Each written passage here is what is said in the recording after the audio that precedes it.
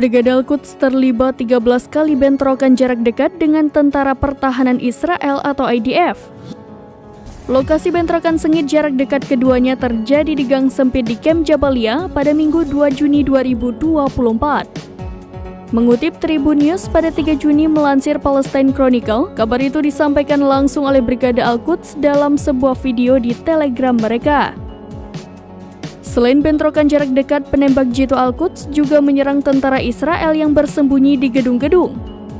Ditambah 6 operasi penembak jitu Al-Quds juga dilaksanakan untuk menyerang tentara Israel di titik pertemuan mereka.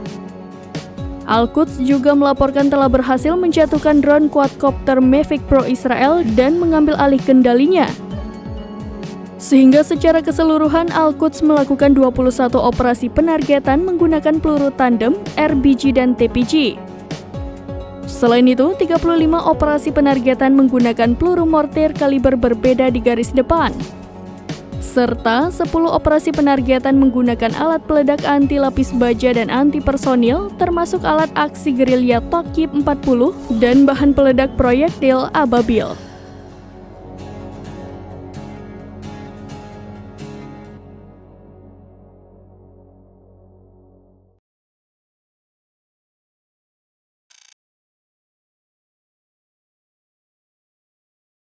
Download Tribun X sekarang, menghadirkan lokal menjadi Indonesia.